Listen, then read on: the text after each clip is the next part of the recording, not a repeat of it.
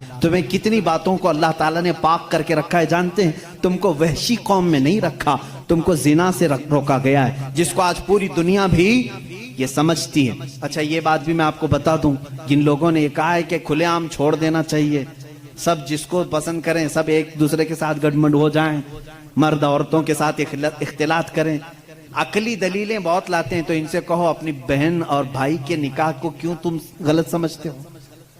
کر لینا چاہیے پھر۔ نہیں، آج پوری دنیا اس کا انکار کرتی ہے، بھائی اور بہن کا ریلیشن نہیں ہو سکتا نکاح میں، نہیں ہو سکتا، حالانکہ عقل کے اعتبار سے کیا ہے، وہ مرد ہے یا عورت ہے، مل جانا چاہیے، نہیں تسلیم کرتے۔ یہ پھر ہم کو کہتے نہیں اخلاق ایسے نہیں ہیں کہ بہن کے ساتھ نکاح نہیں کرنا چاہیے۔ میرے عزیزو، اسلام اخلاق ہی تو سکھاتا ہے، اخلاق ہی تو سکھاتا ہے کہ ہم مردوں کو یہ حکم دیتے ہیں ہر ایک عورت کے ساتھ تم دست درازی نہیں کرو گے، بلکہ وہی عورت تمہارے لیے حلال ہوگی جس کے ساتھ نکاح کا ایگریمنٹ کر کے آؤ گے۔ ہم ہر عورت پر اپنے ہاتھ چلانے اور اپنے حکم جھاڑنے کی بات نہیں کرتے، بلکہ وہی عورت تمہاری زندگی کا ہم سفر بنتی ہے جس کو تم نے سب کے سامنے علل اعلان قبول کیا ہے۔ ہم چھپ کر کے کسی عورت کو لے جانے کے قائل نہیں، بلکہ میرے آقا نے فرمایا جب نکاح ہو تو اعلان کرو، سب کو اعلان کر کے بتاؤ کہ میں فلاں کے ساتھ اب وابستہ ہو چکا ہوں۔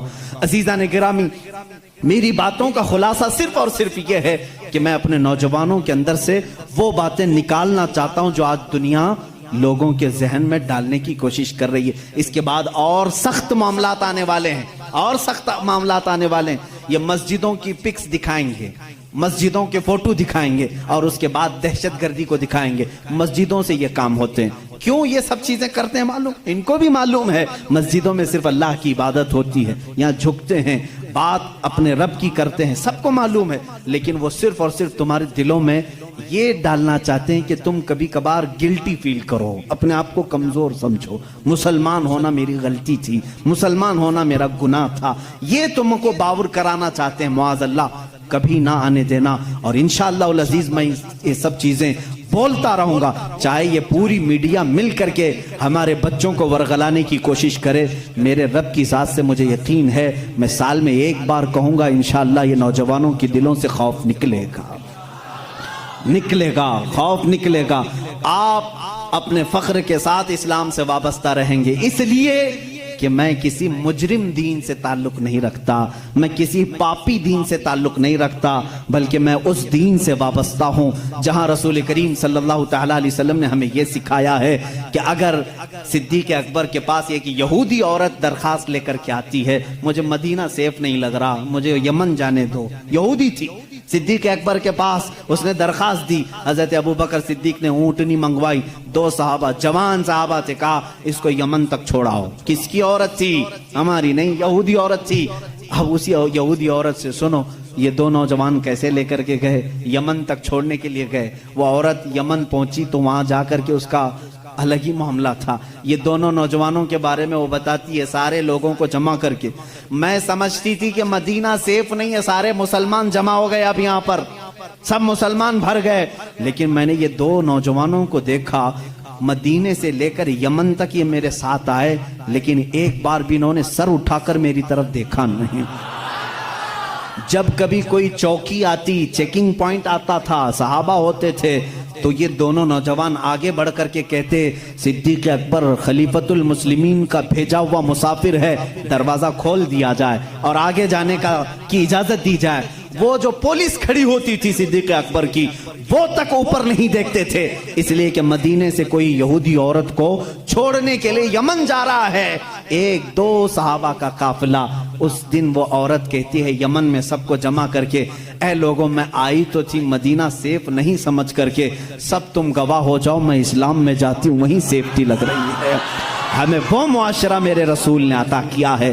رسول کریم صلی اللہ تعالیٰ علیہ وسلم نے گرتوں کو سنبھالا ہے، اٹھایا ہے، ایک مقدس معاشرہ ہمیں دیا ہے۔ سود کا خاتمہ میرے آقا نے کیا، اور وہ بھی عرفات کے میدان میں کھڑے ہو کر کے حضور نے فرمایا یہ سود کی جہالت میں اپنے پیروں سے رونتا ہوں۔ میرے آقا نے کیا فرمایا؟ سود کو میں رونتا ہوں، جس کو آج الگ الگ نام دے رہے ہوں گے، بڈی کہو، بیاج کہو، یہ حضور اکرم نے منع فرما دیا، رسول کریم صلی اللہ علیہ وسلم نے۔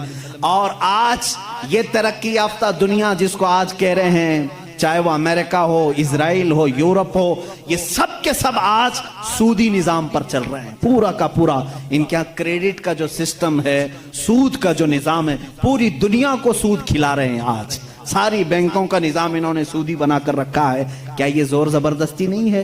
ایک ضرورت مند کو پیسے دینا اور اس کی زمین ہڑپ لینا، اس سے زیادہ مانگ لینا۔ اسلام تو یہ کہا ہے کہ اگر کسی کو قرض کی ضرورت ہے تو بغیر 1 روپیہ بھی فائدہ دیے اسے قرض دے سکتے ہو تو دو، یہ اسلام ہے۔ بلکہ حضرت عمر کے زمانے میں ایک ایسا شخص بھی آ گیا جو کسی سے قرضہ لیا تھا، دے نہیں رہا تھا، اس نے آ کر کے مقدمہ کر دیا حضرت عمر کے پاس، اور وہ رونے لگا۔ جو قرض دار تھا وہ رونے لگا، پیسے کچھ بھی نہیں ہیں۔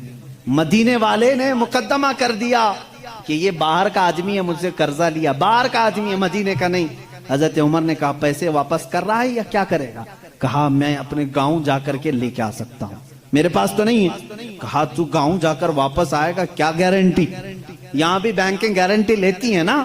عمر فاروق رضی اللہ تعالیٰ عنہ نے پوچھا کوئی گارنٹی ہے؟ کہا مجھے مدینے والے کوئی بھی نہیں جانتے۔ ہاں وہ تھا مسلمان، یا جو بھی رہا ہو، مجبور تھا، مظلوم تھا، پیسے نہیں تھے۔ پوچھا مدینے والوں میں سے کوئی اس کی گارنٹی لے گا، کوئی گارنٹر بنے گا، ضامن بنے گا؟ تو کوئی نہیں تھا۔ ایک صحابی اٹھے حضرت ابو دردہ، کہا حضرت عمر سے کہ میں اس کی گارنٹی لیتا ہوں۔ کہا کتنے دن کی؟ کہا اس شخص سے پوچھا گیا کب تک آئے گا؟ کہا 2 دن میں آؤں گا۔ حضرت عمر نے کہا ابو دردہ تم نہیں پہچانتے اس کو، اگر یہ 2 دن بعد نہیں آیا تو تجھے جیل میں ڈالیں گے، تیار ہے؟ کہا ٹھیک ہے تیار ہو۔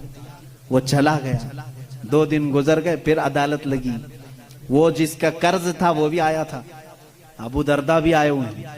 تھوڑی دیر گزری، مغرب کا وقت ہوا، وہ شخص آ گیا، پیسے لے کر کے آیا حضرت عمر کے پاس۔ کہا بڑا احسان آپ کا، آپ نے 2 دن کا ٹائم دیا، میں اپنا قرض لے کر کے واپس آ گیا ہوں۔ تھوڑا سا قرض تھا، اس پر انٹرسٹ نہیں، جتنا لیا تھا اتنا لا کر دیا، معاملہ ختم ہوا۔ لیکن اچانک جانتے معاملہ بدل گیا۔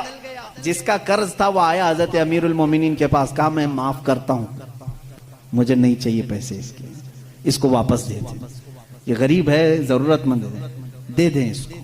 حضرت عمر نے کہا یہی بات 2 دن پہلے کیوں نہیں کی؟ وہ گیا گاؤں جا کر کے لے کے آیا، آج تم اس کو معاف کر رہے ہو؟ کہا امیر المومنین سے، امیر المومنین میں گھر گیا تو اس کے بعد مجھے ایسا لگا دل میں کہ ایک مجبور جو قرض میں پھنسا ہوا ہے، اگر میں آج معاف نہیں کرتا تو کہیں دنیا یہ تانا نہ دے دے کہ محمد کے غلام معاف نہیں کرتے۔ میں نے صرف میرے آقا کی طرف توجہ کی، اس لیے میں نے آج معاف کر دیا کہ کوئی انگلی میرے رسول کی طرف نہ اٹھائے۔ حضرت ابو دردہ اسی وقت کھڑے تھے، کہا حضرت امیر المومنین نے تم پہچانتے بھی نہیں تھے، کیسے اس کی گارنٹی لے لی؟ انہوں نے بھی یہی کہا امیر المومنین دیکھا مجمع سناٹا ہے، کوئی نہیں اٹھ رہا، میں صرف اس لیے اٹھا کہ بعد میں دنیا یہ نہ کہے کہ محمد کے غلاموں میں دوستی یاری بھی ختم ہو چکی ہے، مدد کرنے کا جذبہ ہی ختم ہو گیا ہے، اسی لیے میں کھڑا ہو گیا کہ جانتا ہوں یا نہیں جانتا ہوں میں مدد کے لیے کھڑا تو ہو جاؤں، کہیں میرے نبی کو کوئی یہ نہ کہتے۔ وہ شخص جو قرضہ لے کر کے آیا امیر المومنین نے اس سے پوچھا آخر میں تو گیا تھا، جا سکتا تھا، غائب ہو گیا، تجھے کون پکڑنے آتا؟ اس نے کہا امیر المومنین 2 دن سے اسی بے چینی میں تھا، چاہتا تو بھاگ جاتا، اسی لیے لوٹ آیا کہ بعد میں دنیا یہ نہ کہے کہ محمد کے غلام وعدہ خلافی کرتے ہیں، غدار نہ کہیں رسول کے غلاموں کو، اس لیے ہم لوٹائے۔ میرے نبی نے وہ اسلام دیا ہے، سود کے نظام کو ختم فرمایا ہے، اور حضور صلی اللہ علیہ وسلم نے فرمایا زور زبردستی کسی پر نہیں۔ ہمارے ہاں کسی کالے پر کسی گورے کو فضیلت نہیں، کسی لمبے کو کسی ناٹے پر فضیلت نہیں، کسی بھی بڑے آدمی کو امیر کو غریب پر فضیلت نہیں، بلکہ ہمارے ہاں فضیلت اگر ہے کسی کو صرف تقوی اور پرہیزگاری پر ہے۔ آج جو اسلام پر بھونکتے ہیں وہ اپنی زمین نہیں سنبھال پا رہے۔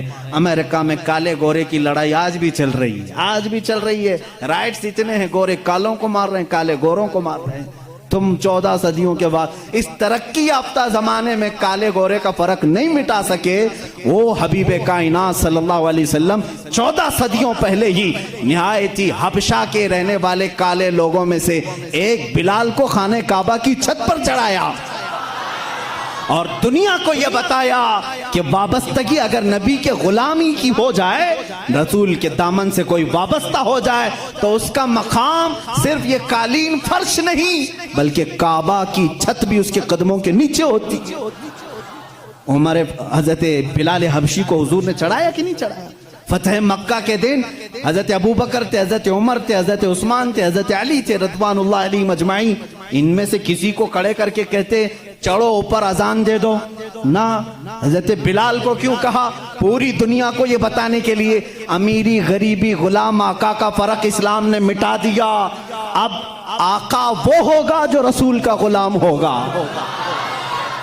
अजीजा ने गिराम वखार, इस्लाम उस दीन को कहते हैं जिसमें ऊंच नीच का फर्क नहीं, जहां अमीरी गरीबी ये सारे सिस्टम नहीं।